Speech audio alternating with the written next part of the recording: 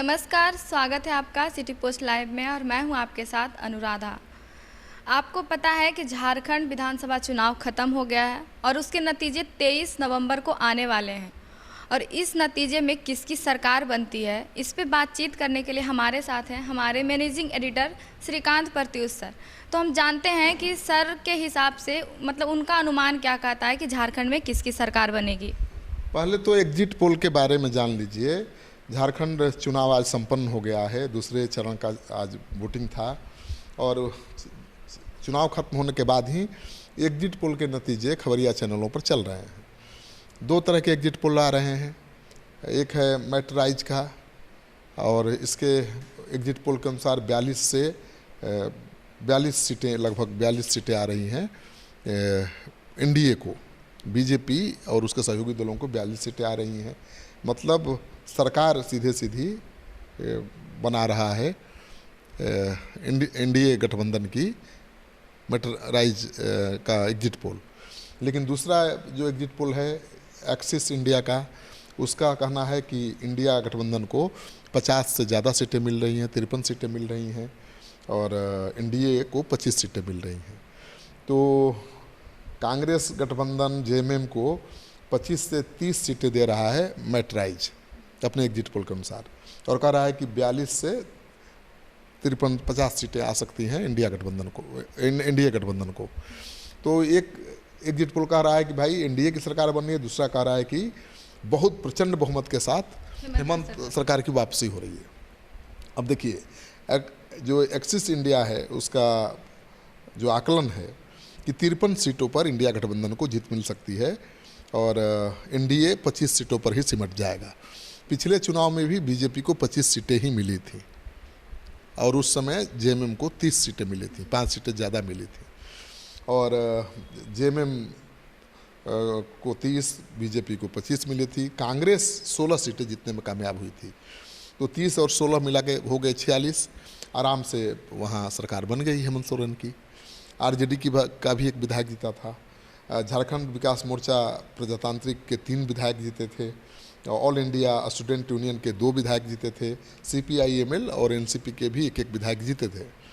तो वहाँ तो हेमंत ने पिछली बार 30 सीटें जीतकर कांग्रेस की मदद से सरकार बना ली थी। इस बार मैटराइज का एग्जिट पोल कहता है कि नहीं भाई, इस बार तो एनडीए को 42 से ज़्यादा सीटें मिल रही हैं। तो एनडीए में तो बीजेपी है और आजसू है, 2 ही मेन पार्टियां हैं और इनको 42 से ज़्यादा सीटें दे रहा है मैटराइज एग्जिट पोल। लेकिन जो एक्सिस इंडिया है वो कुछ उल्टा आंकड़ा दे रहा है। हाँ, एग्जिट इंडिया के अनुसार, एक्सिस इंडिया के अनुसार इंडिया गठबंधन को 53 सीटें मिल रही हैं और एनडीए को 25 सीटों से ही संतोष करना पड़ेगा। तो दोनों एग्जिट पोल अलग अलग नतीजे बता रहे हैं, बिल्कुल उलट। एक में प्रचंड बहुमत एनडीए को दिखाया जा रहा है, तो एक में एनडीए की सरकार बन रही है और दूसरी में महागठबंधन की सरकार। तो इसमें आपका अनुमान क्या कहता है, यहाँ किसकी सरकार बनेगी? देखिए, झारखंड में बहुत ज़्यादा मैंने घुमा नहीं, चुनाव को कवर किया नहीं है, लेकिन जो खबरें आ रही हैं, जो फीडबैक आ रहे हैं, उसके अनुसार कांटे की लड़ाई है और ये दोनों एग्जिट पोल गलत साबित होंगे मुझे लगता है। मैटराइज का तो एग्जिट पोल बिल्कुल गलत साबित होने वाला है, जो कह रहा है कि प्रचंड बहुमत के साथ एनडीए की सरकार आ रही है। शायद वो भूल गया है कि जो मैया योजना थी जेएमएम सरकार की, हेमंत सरकार की, उसने बहुत रंग दिखाया है और उससे काफ़ी गोलबंदी हुई है जेएमएम के पक्ष में। बीजेपी ने भी कोई कोर कसर नहीं छोड़ा इस चुनाव में। जैसे भी चुनाव जीता जा सकता है, बीजेपी ने तमाम हथकंडे अपनाए हैं। हाँ, एड़ी चोटी का जोर लगा दिया था। हेमंत सरकार ये विधानसभा चुनाव जीतने के लिए कौन सा मुद्दा इस्तेमाल की थी?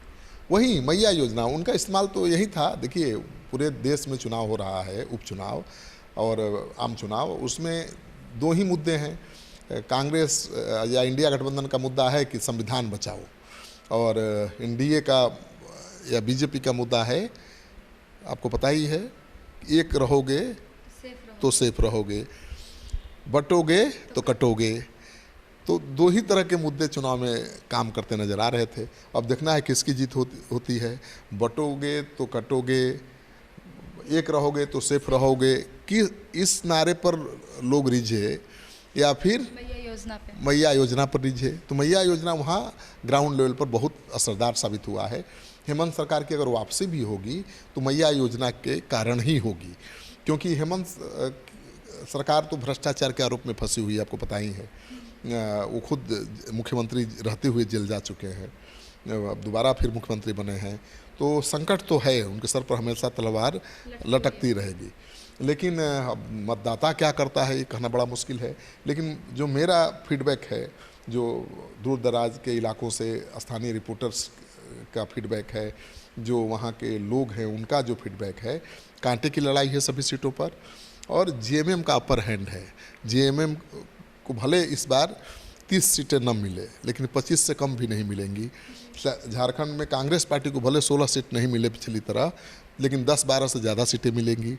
तो मिलाकर सरकार के करीब आंकड़ा पहुंच जा रहा है।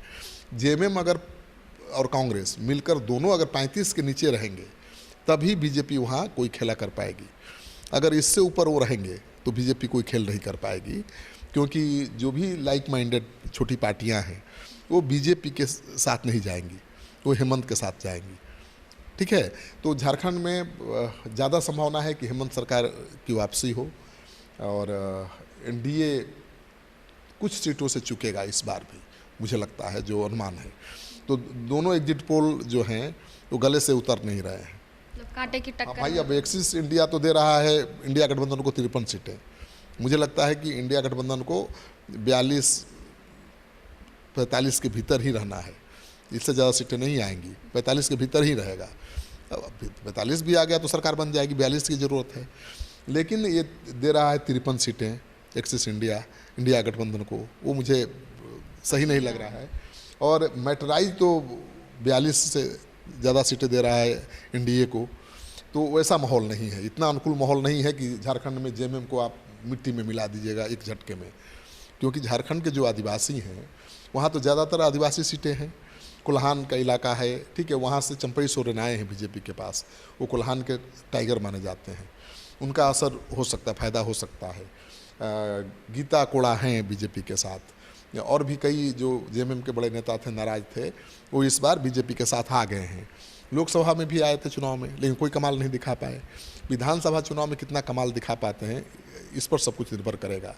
वैसे झारखंड के जो आदिवासी हैं शिबू सोरेन को ही अपना नेता मानते हैं, और शिबू सोरेन के बेटे हेमंत सोरेन ने उनकी जगह अब ले ली है। अब तो देख रहे हैं उनका पहनावा, रूपरेखा, दाढ़ी रखना, बिल्कुल शिबू सोरेन के बेटे हेमंत सोरेन शिबू सोरेन का रूपरेखा अपना चुके हैं।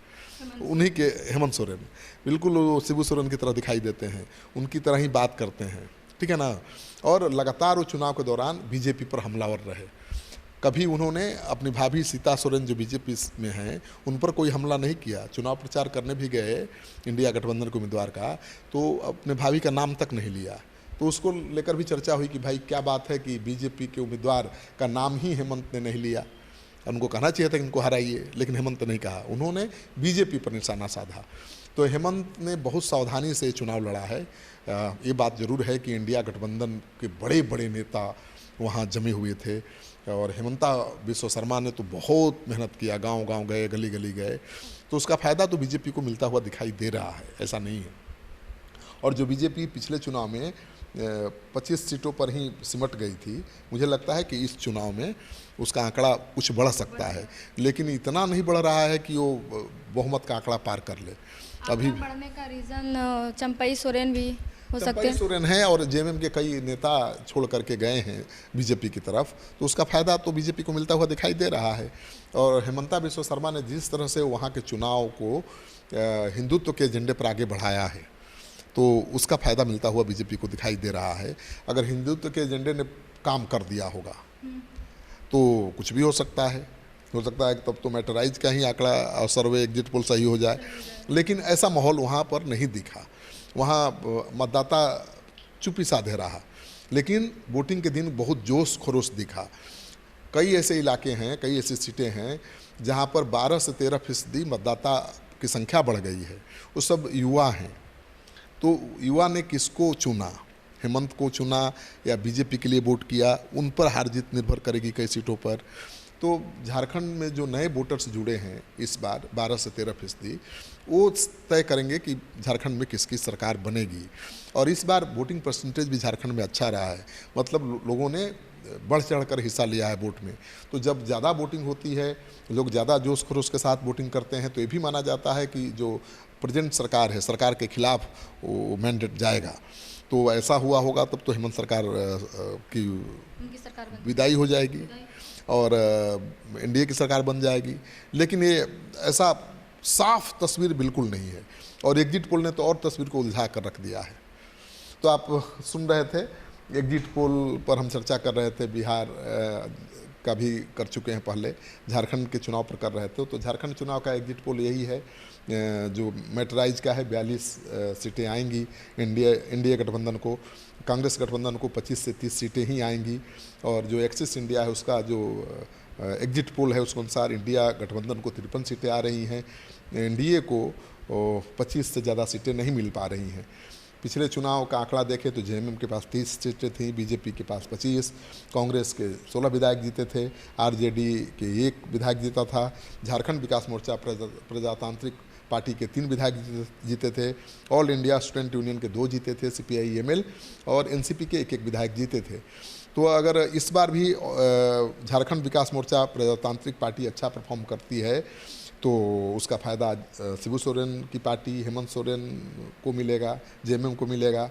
और एनसीपी सीपीआई-एमएल की जीत होगी तो उससे हेमंत की ताकत ही बढ़ेगी। तो बीजेपी के लिए चुनौती बहुत बड़ी थी। झारखंड में जेएमएम को हरा के सरकार बना लेना कोई बड़ी छोटी बात नहीं है। और ऐसे में जबकि हेमंत सोरेन को जेल भेजा जा चुका है, आदिवासियों में उसको लेकर भी गुस्सा था कि एक आदिवासी मुख्यमंत्री था जिसको जेल भेज दिया गया। बीजेपी कह रही है कि भ्रष्टाचार में थे, कानून ने अपना काम किया। तो बीजेपी समझा रही है कि भ्रष्ट सरकार है, इसमें आदिवासियों का विकास नहीं हो सकता है। हेमंत सोरेन ये समझा रहे हैं कि भाई विकास तो जेएमएम ही कर सकता है, आदिवासियों की चिंता जेएमएम ही कर सकता है। झारखंड के आदिवासियों ने किस पर भरोसा जताया है ये तो 23 को ही पता चलेगा। लेकिन हम अभी चर्चा कर रहे थे एग्जिट पोल का। धन्यवाद अनुराधा। धन्यवाद।